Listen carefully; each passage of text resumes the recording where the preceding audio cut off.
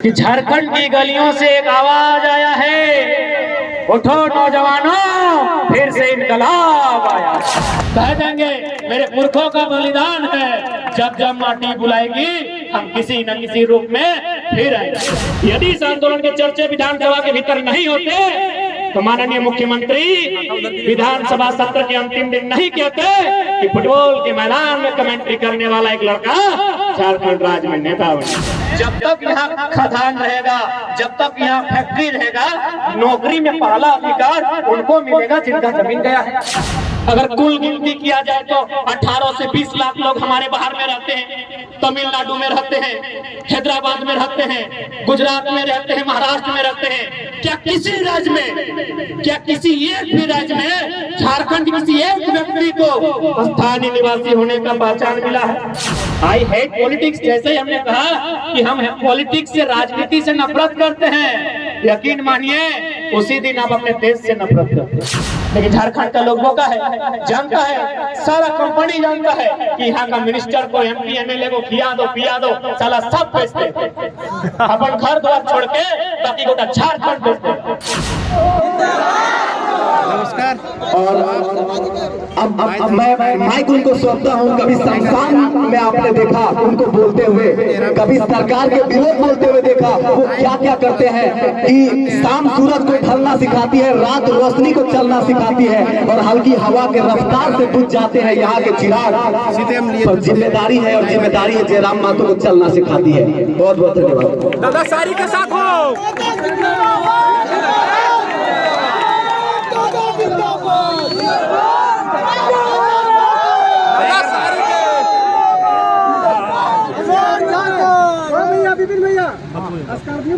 दादा दादा धूप, दादा सारी के साथ हो।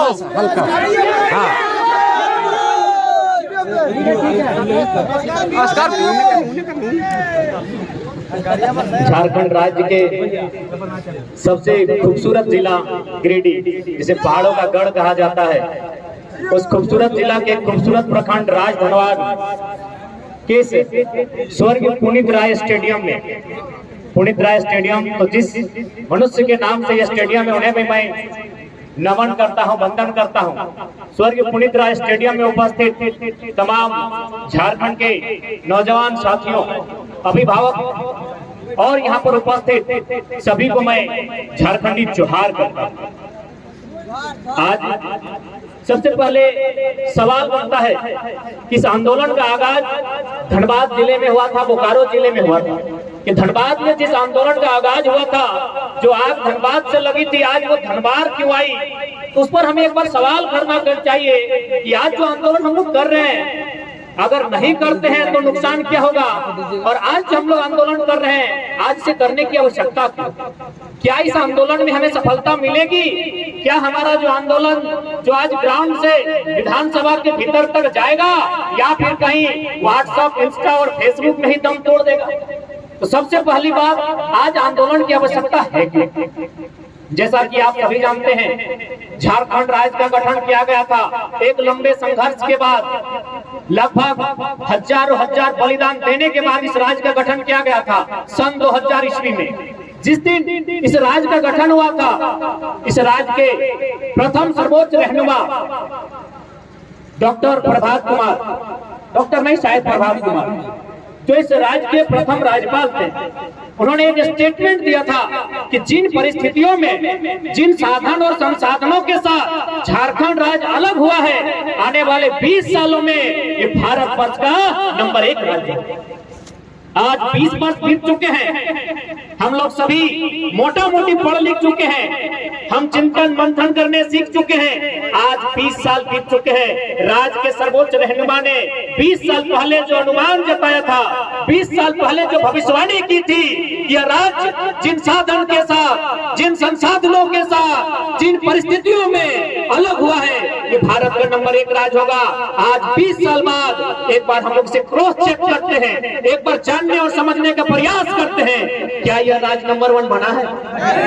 क्या यह नंबर 1 राज्य बना है? जब नहीं बना है, 20 साल बाद वही स्थिति है, तो आज समय की मांग है, माटी एक बार फिर से उलगुलान मांग।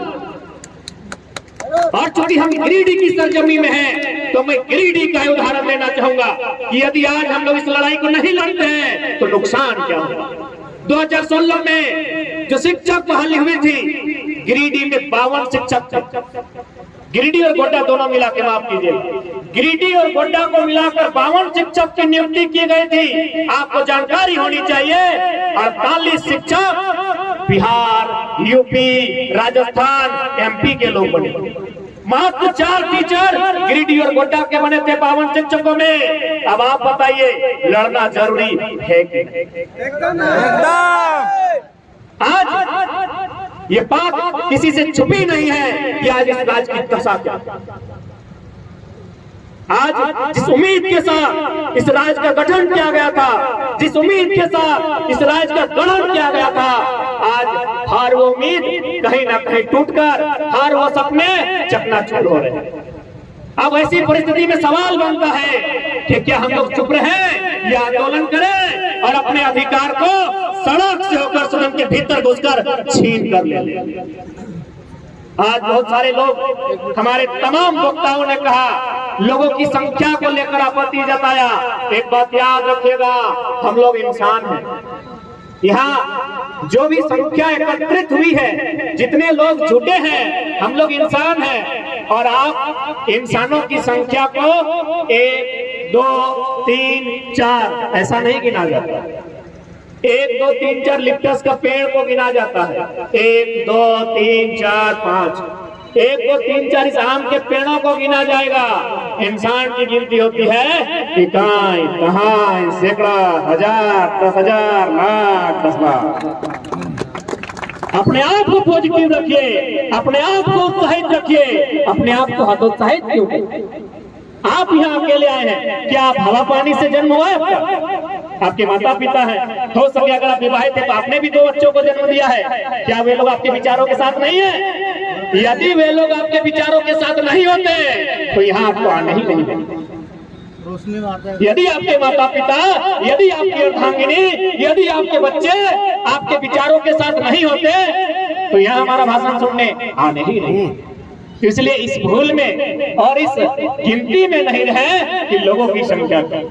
इंसान विचारधारा से सृजन होता है, इंसान विचारधारा से चलते हैं। इसलिए आज यहाँ लोगों की संख्या क्या है वो मायने नहीं है, हमारा आंदोलन सही दिशा में है कि नहीं है, हमारा आंदोलन सार्थक है कि नहीं है, ये प्रश्न सवाल लोग करेंगे कि क्या ये आंदोलन, चूंकि युवाओं का आंदोलन है, नौशिक्षित नौजवानों का आंदोलन है, पढ़ने वाले बच्चों का आंदोलन है, क्या ये इन मोबाइल, फेसबुक और व्हाट्सएप से होकर विधानसभा के भीतर तक जाएंगे कि नहीं जाएंगे? आपके मन में ये सवाल भी आता होगा। आपके मन में ये सवाल भी आता होगा कि केवल ये फोटो की खिंचाई तक और प्रेस मीडिया तक सीमित तो नहीं न रहेगी, या फिर कहीं मोबाइल के स्टेटस में सीमित तो नहीं न रहेगी। तो आप उतना दूर कहाँ जाएंगे? माननीय मुख्यमंत्री को देख लीजिए, माननीय मुख्यमंत्री ने क्या भाषण दिया है, कैसे लिया झारखंड, उनका नारा है, वो नारा हम लोगों का।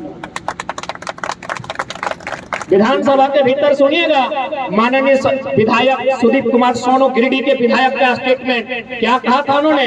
वो किनका स्टेटमेंट है? हम लोगों का स्टेटमेंट। तो इसलिए आप ये मत सोचिए कि आंदोलन यहीं तक सीमित है। इस आंदोलन की गूंज विधानसभा के भीतर होती है।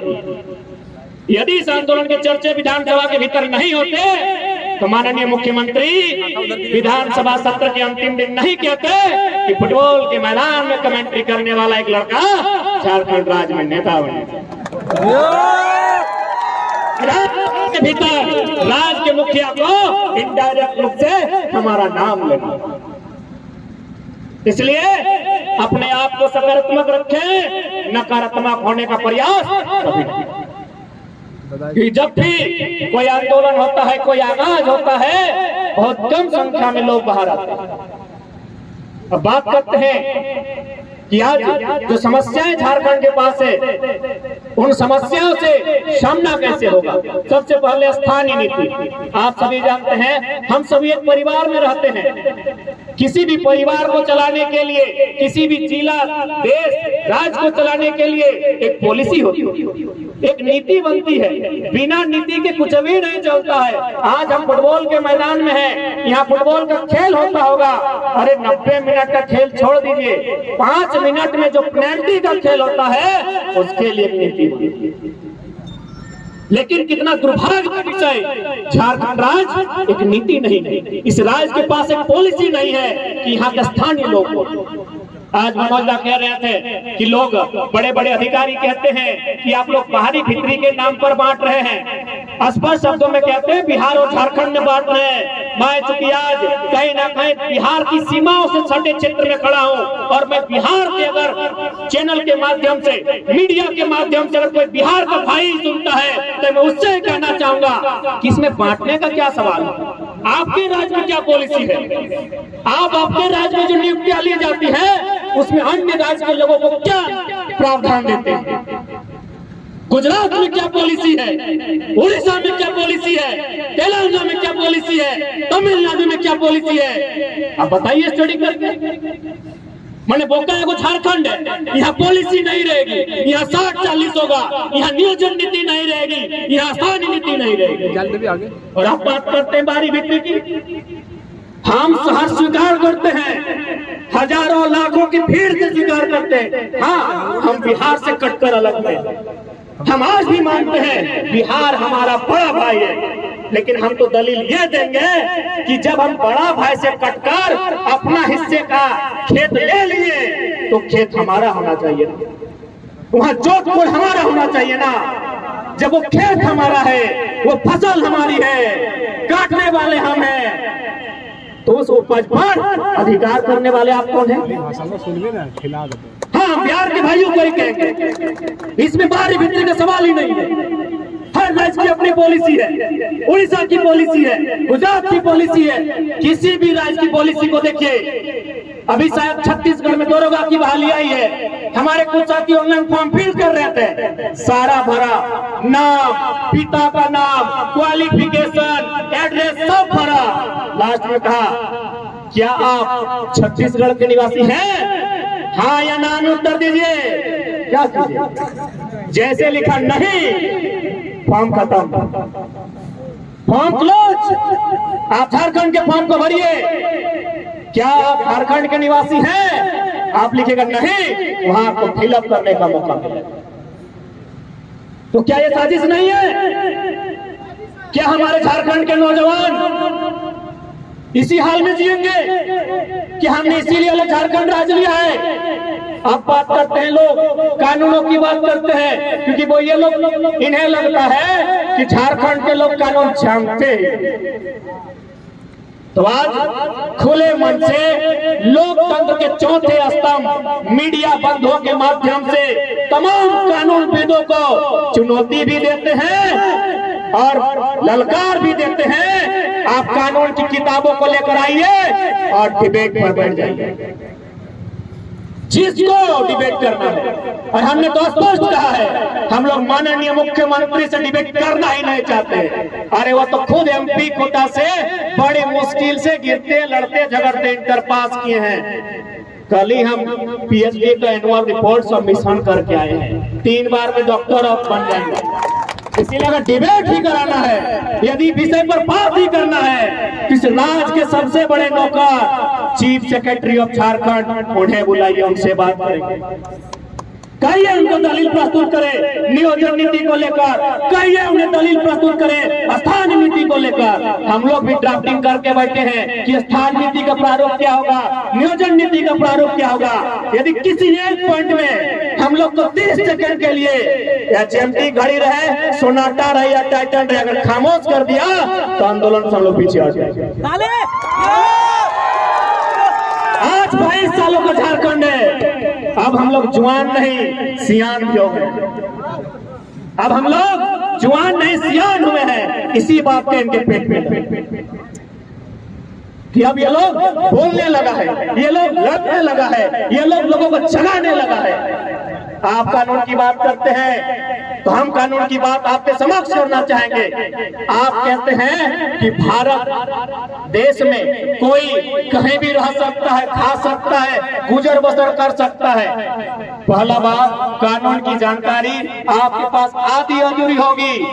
आप जिस देश की दुहाई करते हैं उसी देश के सुप्रीम कोर्ट में जो दिल्ली में बैठी है माननीय सर्वोच्च न्यायालय 2002 को Gurmeet Singh versus Chandigarh housing court के खिलाफ एक जजमेंट दिया था कि एक व्यक्ति एक ही राज्य का स्थायी निवासी हो सकता।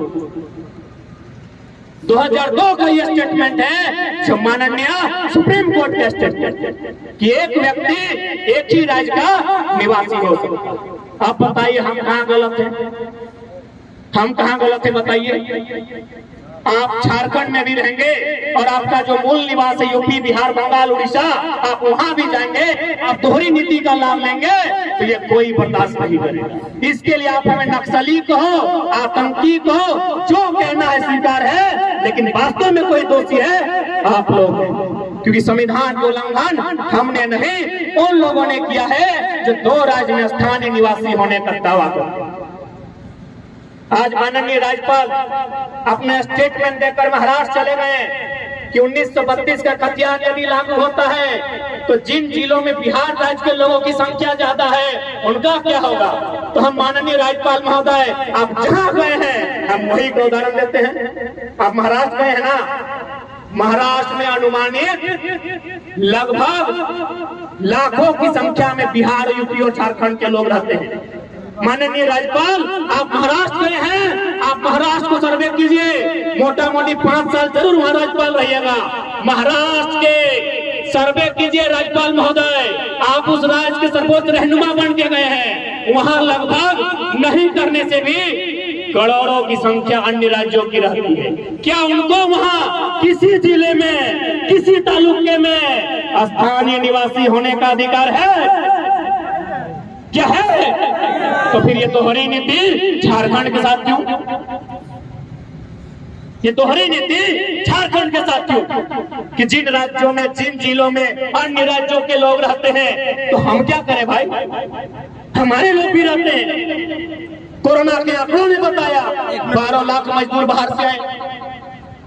अगर कुल गिनती किया जाए तो 18 से 20 लाख लोग हमारे बाहर में रहते हैं, तमिलनाडु में रहते हैं, हैदराबाद में रहते हैं, गुजरात में रहते हैं, महाराष्ट्र में रहते हैं। क्या किसी राज्य में, क्या किसी एक भी राज्य में झारखंड किसी एक व्यक्ति को स्थानीय निवासी होने का पहचान मिला है? क्या वहां की गवर्नमेंट नौकरियों में आरक्षण मिला है? जब नहीं मिला है तो ये दोहरी नीति झारखंड के साथ। इसलिए ये फैसला जनता का। हम कौन होते? हम लोग तो पढ़ने वाले छात्र हैं, हमें लगा कि गलत हो रहा है, बोलना चाहिए, इसलिए हम लोग बोल रहे हैं। हमें लगा कि गलत हो रहा है, हमें लड़ना चाहिए, इसीलिए लड़ रहे हैं। बाकी तय यहाँ की जनता कि गलत हो रहा है कि नहीं हो रहा है, या आंख बंद करके यूं में यदि आज आप आंख बंद करके सो जाते हैं तो आने वाले दिन आपके बच्चों का भविष्य अंधेरे में हो। 2004 में पढ़े लिखे लोग हैं यहाँ। 2004 में पहली बार जब प्राइमरी टीचर की वैकेंसी आई थी झारखंड राज्य में, जब पहली बार 2004 में प्राइमरी टीचर की वैकेंसी आई थी, पूरे ऑल ओवर इंडिया में प्राइमरी टीचर बनने के लिए क्या मांगा जाता? प्राइमरी यानी नर्सरी से 5वां तक का मास्टर। 5वां तक का मास्टर बनने के लिए क्या मांगा जाता है? डीएलएड प्लस इंटर ही ना, इंटर प्लस डीएलएड मांगा जाता है यदि आप 5वां का मास्टर बनेंगे तो। ये पूरे ऑल ओवर इंडिया का रूल रेगुलेशन है। लेकिन पता है 2004 में जब झारखंड में प्राइमरी टीचर की बहाली ली गई थी, क्या मांगा गया था? BA plus BEd. आप 18 साल पीछे चले जाएं, अतीत के झरोखे में चले जाएं और खंगालें इस रिपोर्ट को। 2004 में झारखंड में बीए प्लस बीएड मांगा गया। कितना क्रूर अन्याय, कितना क्रूर मजाक इस राज्य के निवासियों के साथ, इस राज्य के पढ़ने वाले छात्रों के साथ कि पूरा इंडिया इंटर मांग रहा है, केवल झारखंड वाला सबको BA प्लस B.Ed कहे चाहिए। झारखंड उस समय नया नया बना था, यही नया झारखंड आज अलग हुआ था। यहाँ B.Ed का कॉलेज कम था, जब B.Ed का कॉलेज कम था, स्टूडेंट कम था, तो कहाँ था? यूपी बिहार। उस बहाली में 80% लोग यूपी बिहार के यहाँ प्राइमरी टीचर बन के आए। तो बता दीजिए हमारी लड़ाई कहाँ गलत है? हमने कौन सा असंवैधानिक बात कहा, न हमने कौन सा देशद्रोही होने का बात कहा है? बताइए। चले जाइए, हमारे एक साथी ने गुजरात में फॉर्म भरा था, सारा प्रक्रिया हो गया, उनका लेटर जो आया गुजराती भाषा, ना ही पढ़ेगा, ना जाके लेटर का उत्तर देगा, और ना जाके गुजरात में वो अधिकारी बने। और एक हमारे साथी उड़ीसा में जब लास्ट टाइम हुआ, उड़िया भाषा में ज्वाइनिंग लेटर, इंटरव्यू लेटर, ना वो उड़िया भाषा पढ़ेगा, ना जानेगा, ना जाके उड़ीसा की नौकरी। कुछ दिन पहले हम पुलिया होकर गुजर रहे थे, वहाँ किसी दुकान में बैठे तो 2-4 लोग पहचान गए, करी तो फलना है, झारखंड में हिला के रखा है। तो हम लोग डिस्कस करने लगे कि भाई बंगाल में क्या मामला है। तो देखिए, आपकी तरह तो हम लोग उतना नहीं जानते हैं, लेकिन हम जिस यूनिवर्सिटी में पढ़ते हैं वहाँ रूल है कि 90 को बंगाली का होगा, 5 को नेपाली का होगा, और 5 को बाकी इंडिया का। हम बोले नेपाली से क्या कनेक्शन है आपका, तो विदेश का है। बोला नहीं, हम लोग का बंगाल का कुछ है, हमको अभी जानकारी नहीं, जैसे गोरखा लोग का है ना। तो ठीक उसी प्रकार बोला 5 गो सीट हम लोग, मैंने नेपाली और भूटानी लोग जो गोरखा टाइप का है, जो हमारे देश का नहीं भी है, उनको 5 गो सीट देते हैं, 5 गो ऑल ओवर इंडिया को देते हैं, बाकी 90 गो सीट बंगाल को। अब बताइए कहाँ है संविधान, कहाँ है राज्यपाल, और कहाँ है सुप्रीम कोर्ट?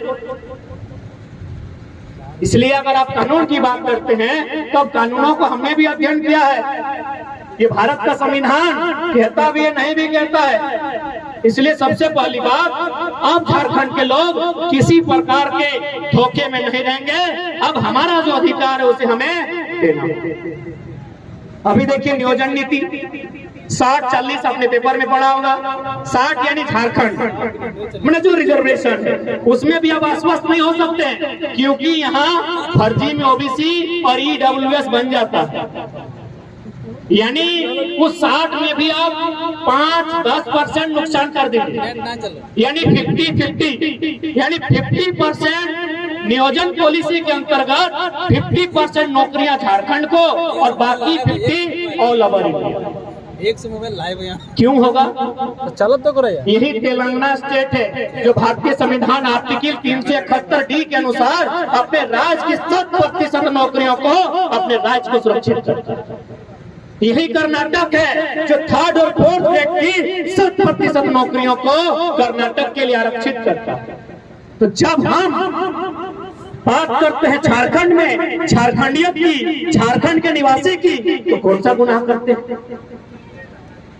अब इसमें देखिए क्या होगा, यदि ये 50-50 का फंडा अप्लाई होता है तो बाकी जो 50 जो अन्य राज्यों के होंगे, और उसमें मान के चलिए 90% अन्य राज्य के होंगे।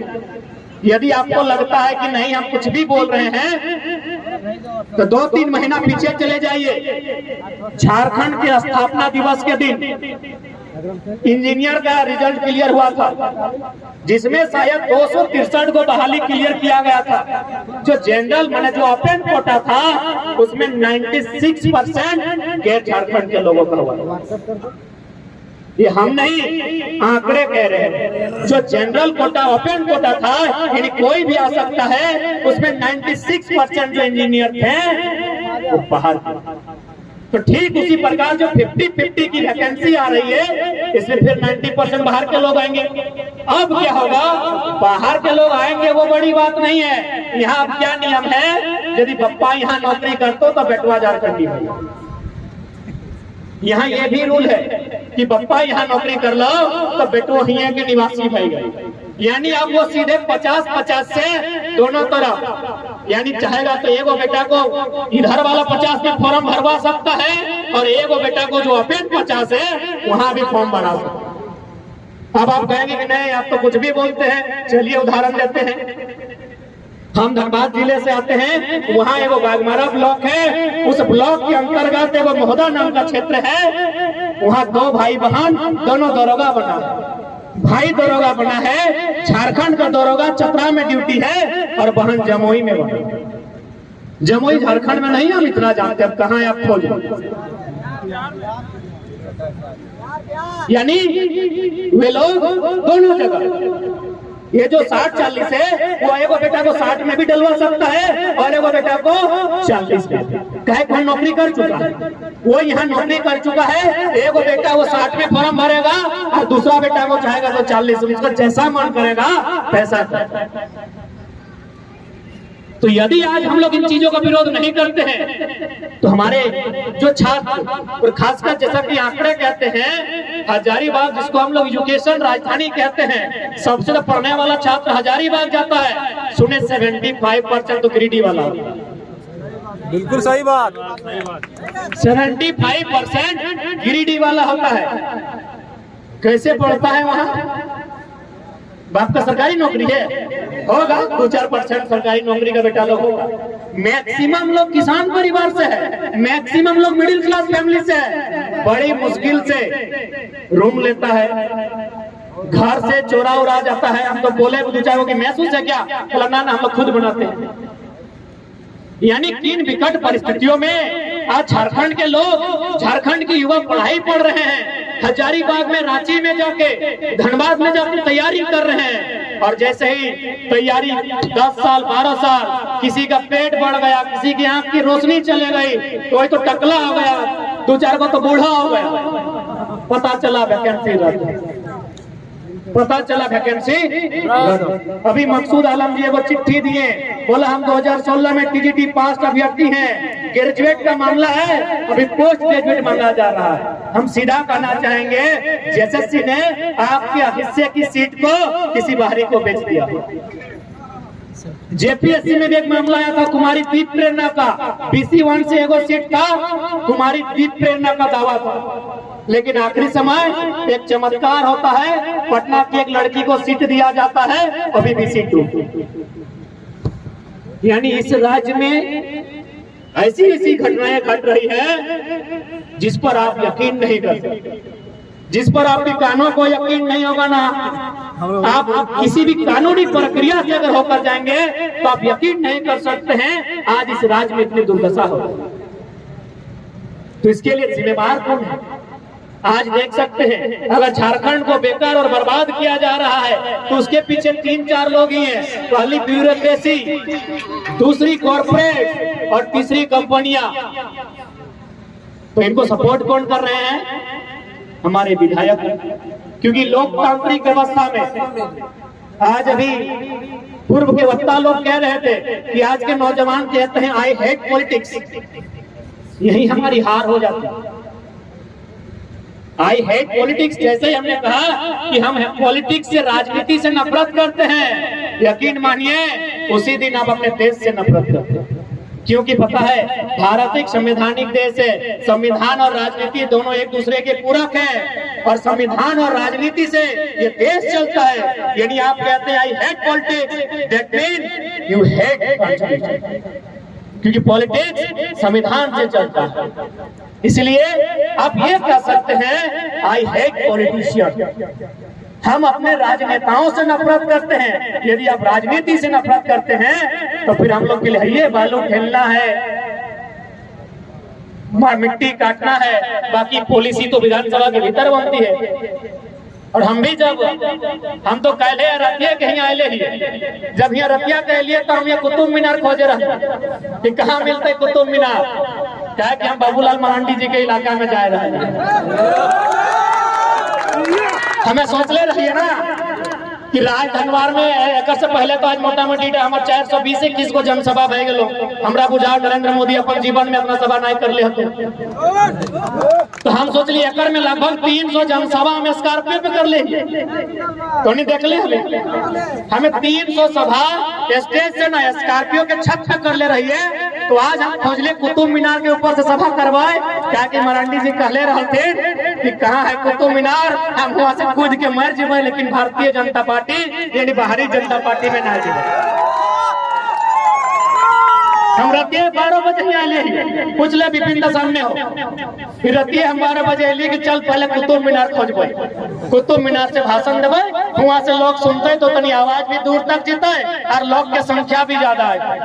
यानी हमार कहे के मतलब हो कि यदि कोई दोषी है इस राज को लूटने में तो विधायिका के लोग, क्योंकि विधि बनाना विधायिका का काम है, ब्यूरोक्रेसी को कंट्रोल में रखना एमएलए का काम है, कॉर्पोरेट्स को कंट्रोल में रखना एमएलए का काम है, किसी पूंजीपति को कंट्रोल में रखना एमएलए का काम है। अब आप कहेंगे कैसे? आप गोड्डा में माननीय अडानी साहब जो माननीय प्रधानमंत्री के गोद लिए हुए पुत्र आप कह सकते हैं, माननीय अडानी साहब ने गोड्डा में पावर प्लांट लगाया है। आप सभी लोगों को जानकारी होगी किस प्रकार लगा है। न स्थानीय लोगों को मारा गया है, स्थानीय लोगों को पीटा गया है, स्थानीय लोगों से जबरन जमीन लिया गया। अब सवाल ये बनता है क्या उनका ये तौर तरीका सही था? ये अडानी साहब का जो प्लांट गोड्डा में बनने वाला था साथियों, ये प्लांट उड़ीसा में लगने वाला था। आप चाहें तो थोड़ा सा क्रॉस चेक करते, अभी जो गोड्डा में अडानी साहब का प्लांट लगा है यही प्लांट उड़ीसा में और बंगाल में लगने वाला था, लेकिन बंगाल की विधायिका मजबूत है, उड़ीसा की विधायिका मजबूत है। वे जानते हैं ये बिजली तो सारा बांग्लादेश जाएगा। अडानी साहब ने जो प्लांट गोड्डा में लगाया है आपको जानकारी है? यदि नहीं है तो मैं बता दूं 100% 100% बिजली बांग्लादेश, इसीलिए उड़ीसा ने बंगाल ने जमीन नहीं दी। लेकिन झारखंड का लोगों का है, जानता है, सारा कंपनी जानता है कि यहाँ का मिनिस्टर को एमपी एमएलए को खिया दो पिया दो, साला सब बेचते अपन घर द्वार छोड़ के बाकी गोटा झारखंड बेचते। आज देखिए स्थिति सामने है, 1600 मेगावाट का बिजली उत्पादन होगा, सारा का सारा बांग्लादेश है। इसीलिए किसी ने खूब कहा है कि हमार पानी हमार पसीना और बिजली जले तो शेख हसीना। पानी कहाँ? बड़ा कर नदी। पानी कहाँ? मायथे, पंचे, चांडी, कोणार्क, तेनुघाट की बनल बिजली। पानी हमार, पसीना हमार, शेख हसीना बांग्लादेश के प्रधानमंत्री। अभी आई कि नहीं पता? 100% बिजली बांग्लादेश, यानी कमी कहाँ है? इसलिए मेरे नौजवान साथियों, मेरे अभिभावक स्वरूप उपस्थित जो हमारे हमसे आयु में बड़े हैं, थोड़ा सोचिए कि दोषी कौन है। ठीक है, यदि आपको लगता है हम लोग लीडर बनने आए हैं, भैया हम लोग को स्वीकार मत कीजिए, लेकिन जिसको स्वीकार कीजिए आप उन्हें पॉलिसी बनाने। आप हमसे कह दीजिए कि आप फुटबॉल मैदान में चंदा लेके उद्घाटन करने मत आइए, आप किसी सड़क का निर्माण में मत आइए, आप किसी नल नाला पुलिया को उद्घाटन में मत आइए, आप पॉलिसी बनाइए। यदि ये लोग पॉलिसी नहीं बनाते हैं और आप अगर इसके लिए दबाव नहीं बनाते हैं, याद रखिएगा झारखंड बिक जाएगा, हर स्तर से झारखंड बिक जाएगा। आज बहुत सारे लोग कहेंगे कि इन्हें लीडर बनना है। अरे भाई बन भी जाए तो क्या दिक्कत है? आप इतना तो जानते हैं कि मंच में जितना लोग बैठा है तो हमने के तो सभी की जानकारी है ना कि मंचों में जितना लोग बैठले हैं कौन? सबके सब छात्र नेता कौन? अरे भाई छात्र नेता हथीन माने सब ग्रेजुएट को कम से कम कर ले, इंटर में छात्र नेता नहीं रहे, सब छात्र नेता हथिन तो भाई, यानी मोटा मोटी सब ग्रेजुएट हथिन ना। हमने के 11 गो में शायद 6 गो के 7 गो मिनिस्टर नॉन मैट्रिक हो, तो की गलती है भाई? यदि एकर में से कोई नेता बनिए गलाए, आने वाला दिन धनवार के विधायक बनिए गलाए, तो की गलती है? 11 गो में 1 दर्जन में आधा दर्जन अंगूठा छाप गिला मंजूर हो। नया लड़का अगर है गया तो पेट दर्द कहे भाई। जब तक सोच नहीं बदलता, जब तक हमने की सोच नहीं बदलता है, तब तक सितारा नहीं बदलता। जानकारी खातिर बताए दे दो, माननीय मुख्यमंत्री के कोई रिलेशन में बहन के शादी है, टाटा या कोई कंपनी ऑफर में 80 लाख खर्चा कर। अब बताओ, यदि वो कंपनी कहीं जमीन अधिग्रहण जबरन करिए लेता है तो मुख्यमंत्री की कर सकता है 80 लाख खर्चा कर ले। कहे बताओ, मिशन लेस विजन लेस, इनके पास दूरदर्शी सोच है ही नहीं। दूरदर्शी सोच हमारे राज्य के किसी एमएलए किसी मिनिस्टर में है ही नहीं कि 20 सालों में झारखंड क्या। कल हम केरेडारी में थे, केरेडारी हजारीबाग जिला में होता है, बड़का गांव विधानसभा में। केरेडारी का दृश्य देखने के बाद ऐसा लगा कि हम या तो तालिबान में आए हैं या तो अफगानिस्तान में आए हैं। चारों तरफ पुलिस, चारों तरफ। कहे पता है, वहां कोयला का काम हो रहा है, 35 को कोल ब्लॉक है। आपके यहाँ थोड़ा सा कोल ब्लॉक नहीं है, आपके यहाँ खादान को विचार है, तो शायद उतना संकट नहीं है, खादान में उतना एरिया नहीं लिया जाता है। लेकिन जो कोयला का खादान होता है, मोटा मोटी एक खादान में 10 को गांव लिया जाता है, वहां 35 यानी 350 को गांव। तो भाई 350 को गांव उजड़ेगा वो विषय नहीं है। हम देश के विरोधी नहीं है, हम विकास के विरोधी नहीं है। आप यदि विकास के नाम पर 350 नहीं 3,500 3.5 लाख गांव उजाड़ दीजिए, लेकिन विस्थापन नीति तो होना चाहिए। एक विस्थापन नीति तो होनी चाहिए ना, कि हम जिन गांवों को उजाड़ रहे हैं उन्हें पहले जमीन देंगे, उसके बाद एक अच्छा मुआवजा देंगे, और तीसरा नंबर में जब तक यहाँ खदान रहेगा, जब तक यहाँ फैक्ट्री रहेगा, नौकरी में पहला अधिकार उनको मिलेगा जिनका जमीन गया है। लेकिन कोई पॉलिसी नहीं है। क्या है पता है, उनको महीना के हिसाब से 3,000 दिया जाएगा। अब इस बात को हमारे अनुभवी लोग सुन सकते हैं और समझ सकते हैं। जो लोग हमसे आयु में बड़े हैं, जो 60-70 साल की आयु में हैं, हमारे जेठा लोग, चाचा लोग, दादाजी लोग सुन सकते हैं और समझिएगा कि वहाँ 25 साल के लिए कंपनी जमीन लेगी और महीने का 3,000 देगी, यानी साल का 36,000, साल का 36,000 देगी। अब आप बता दीजिए, किसी भी प्रकार से क्या ये न्याय होगा? जो जमीन जो हमारी पीढ़ी दर पीढ़ी हस्तांतरित होती है, जो जमीन हमारी पुरखों की देन है, वो हमारी पीढ़ी दर पीढ़ी इस पर खाएगी, वो मात्र 36,000 सालाना देने का काम। अब उसमें क्या हो सकता है? कोयला तो एवरेज कहता है झारखंड में 1 एकड़ प्रति एकड़ में जहाँ कोयला होता है 70 लाख का मुनाफा होगा। यानी जो जमीन हमसे 36,000 डिसमिल प्रत्येक साल के दर से लिया जाएगा, वहां उसी कंपनी को 70 लाख का मुनाफा हो। कहे बस चंद मुट्ठी भर गद्दार नेताओं के। यदि इनकी मंशा सही होती, यदि इनकी मंशा साफ सुथरी होती, तो ये लोग एक उचित मुआवजा से करते। और हम कोई नई बात नहीं कर रहे हैं। गोड्डा में कोयला का खनन होता है, वहाँ ECL के नाम से होता है, ईस्टर्न कोल लिमिटेड। हमारे धनबाद में होता है BCCL, Bharat coking coal limited. ठीक बोकारो और रामगढ़ में होता है CCL, सेंट्रल कोल लिमिटेड। यानी कोयला की 3 इकाई झारखंड में काम करती है, BCCL, ECL और CCL। ठीक उसी प्रकार और 5 यूनिट है कोयला खोदने का, जिसमें एक है आपका मध्य प्रदेश के सिंगरौली में NCL, नॉर्दर्न कोल लिमिटेड।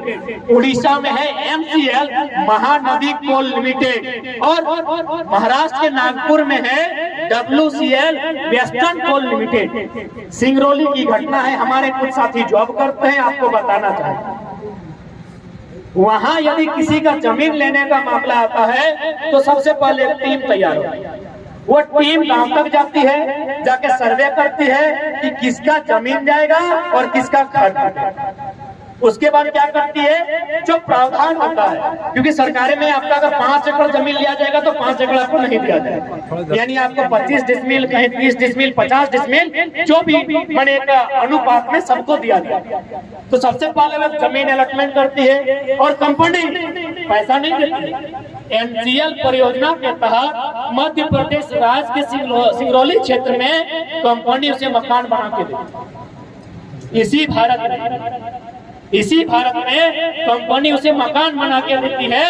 लेकिन आ जाइए झारखंड, कंपनी बिना कहे पूछे, बिना ग्राम सभा के आपका पैसा ट्रेजरी में डाल दिया।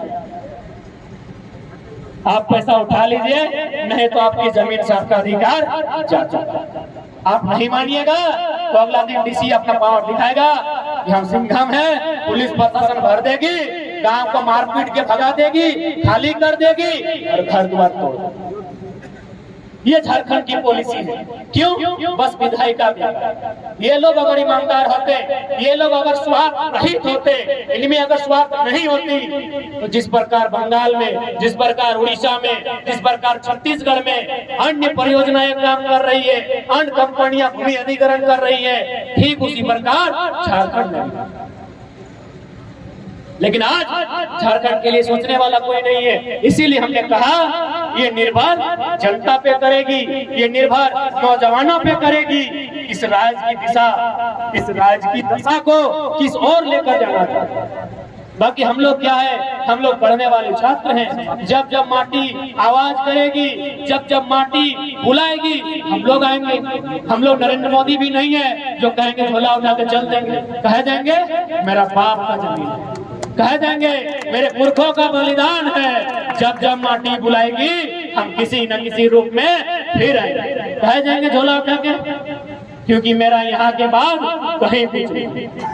गोली खाना पड़ेगा यही खाएंगे, लाठी खाना पड़ेगा यही खाएंगे, मरना पड़ेगा यही मरेंगे, जलना पड़े या दफन होना पड़ेगा यही दफन होंगे, यही जलेंगे। इसलिए आज इस राज्य के तमाम नौजवानों को, इस राज्य के तमाम लोगों को एक नई सोच का सृजन करना होगा और इस राज्य के दिशा और दशा में परिवर्तन करना।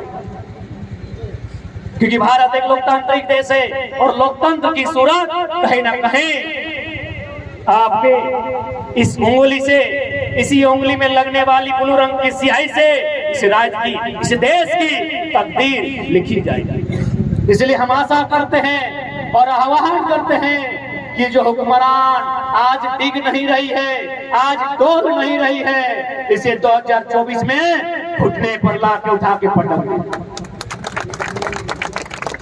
यदि आप इन्हें अपने मत का पावर नहीं दिखाते हैं, या अपने आपके बाल बच्चों का भविष्य, आपकी आने वाली पीढ़ी का भविष्य ये चंद रुपयों के लालच में अन्य राज्य के अभ्यर्थियों को, आपकी जमीनें किसी कॉर्पोरेट को बेचेंगे। जहां जहां आज परियोजनाएं हैं, जहां जहां खनन परियोजनाएं हैं, जहां जहां औद्योगिक, आज उन राज्यों की स्थिति को आप देखें और उसकी तुलना झारखंड राज्य से करें, कहीं नहीं टिकेगा ये राज्य। क्यों भाई? वही व्यवस्था, जबकि हम तो 40% खनिज संपदा अकेले, हम तो पूरे भारत वर्ष को 40% खनिज संपदा अकेले देते, फिर हमारे साथ ये भेदभाव क्यों और कब तक और क्यों सही? इसलिए आज समय की मांग है, आज समय उलगुलान मांग रहा है। आज पढ़े लिखे नौजवानों से बदलाव की एक उम्मीद करता है और इस बदलाव में आपको शरीक होना होगा और ये बदलाव का ही दौर है। आप यकीन मानिए ये बदलाव का ही दौर है, वरना हम एक साधारण सा नौजवान, हमको मेरा ब्लॉक में कोई नहीं जानता था, आज सुनने में आया 3 गो राज्य का मुख्यमंत्री चोरी छिपे हम लोग का वीडियो देखता, कोई अस्तित्व नहीं था। लेकिन आज ये समय की मांग है, हमें समय ने तैयार किया है, किसी पॉलिटिशियन ने नहीं, ना किसी बैकग्राउंड में हमें तैयार किया है, हमें समय ने तैयार किया है। और आज इस समय की मांग है कि धनबाद जिले के एक छोटे से गांव का एक साधारण सा लड़का आज धनबाद में हजारों लोगों के बीच संबोधन कर रहा है। ये समय और नियति की मांग है। न हम आपके यहाँ पहली बार आए थे, न आपने मेरा नाम सुना, क्योंकि कहा गया है कि जब जब लोग शोषित होते हैं, जब जब किसी के अधिकार का हनन होता है, जब जब इंसान का वंचन होता है, दमन होता है, उत्पीड़न होता है, दोहन होता है, तब तब क्रांति आता है। बस हम लोग क्रांति का माध्यम बन गए कि उठो नौजवानों, फिर से इनकलाब आया है, कि झारखंड की गलियों से एक इनकलाब आया है। उठो नौजवानों, फिर से इनकलाब आया है। ये नौजवान बचाने चले हैं आज वतन, खुशी से झूमते हुए नंगे बदन।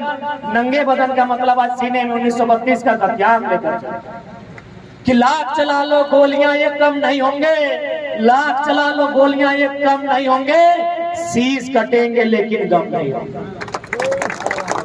हमने बहुत बर्दाश्त किया है और बहुत सारे लोग जो बाहरी भीतरी की बात करते हैं, क्योंकि समय हो चला है, शाम का समय है और हमारे पूर्व जितने वक्ता है उन्होंने बहुत अच्छी अच्छी तार्किक बातों को रखा है। मुझे तो लगा कि आज मुझे कहना ही नहीं चाहिए, लेकिन चूंकि आयोजन कमेटी का मान को रखते हुए मैंने कहा, क्योंकि मुझे लगा आज जो भी पूर्व के वक्ता थे उन्होंने बहुत बेहतरीन तरीके से झारखंड की हालात से आपको रूबरू कराया है। जो लोग बाहरी भीतरी की बात करते हैं, मैं लॉजिकली बात आपके सामने रखना चाहूंगा।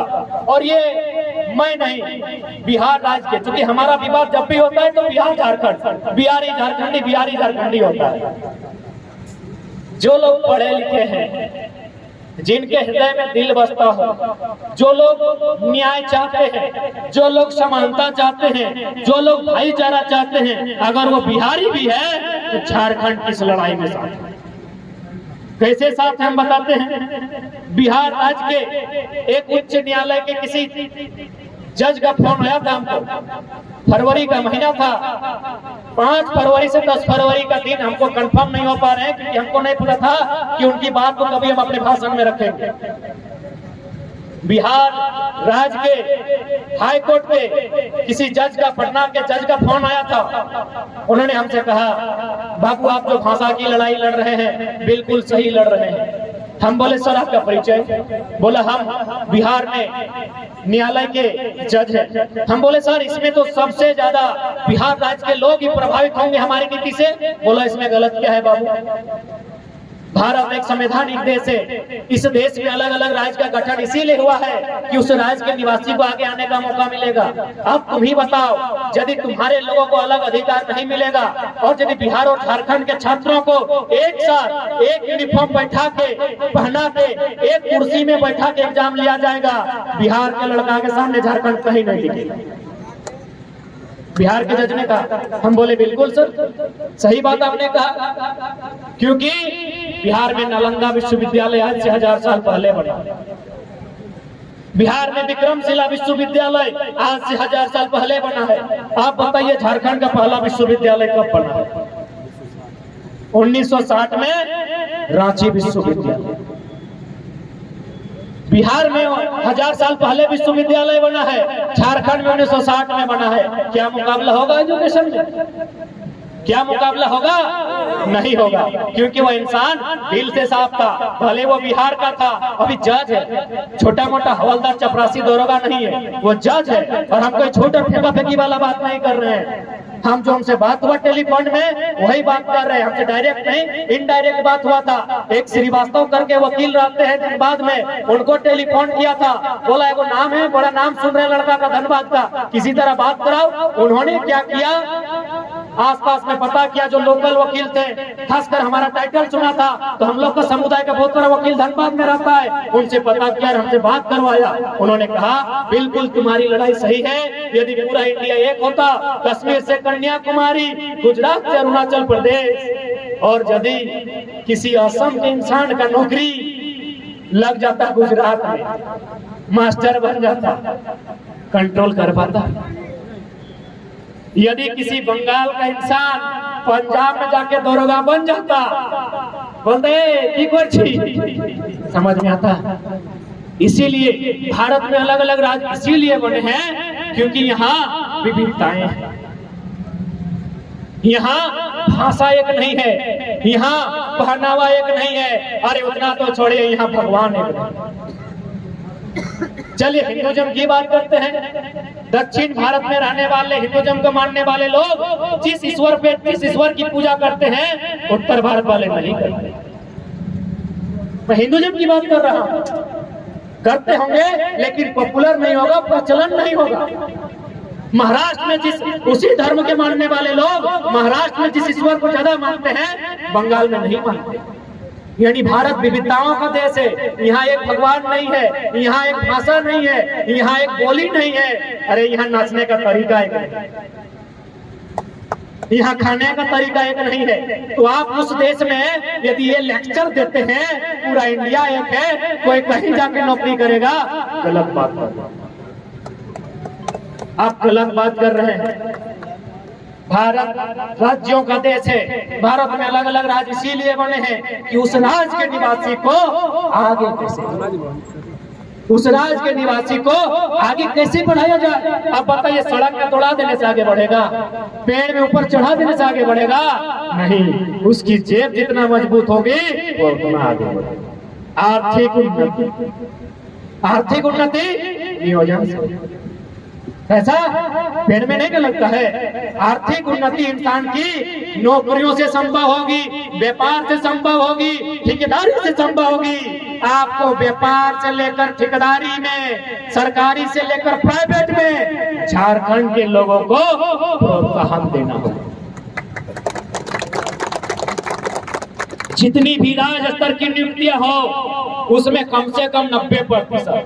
हमने तो कभी नहीं कहा, हमारा 1 साल से कोई भी वीडियो देख लीजिए, कोई भी स्टेटमेंट देख लीजिए, हमने तो 100% कभी नहीं कहा। हमने कहा 85 हो 90 हो, 3rd और 4th ग्रेड में झारखंडियों के लिए सुरक्षित किया जाए, और बाकी जो झारखंड की नौकरियां हैं यानी 1st और 2nd ग्रेड उसमें भी 75%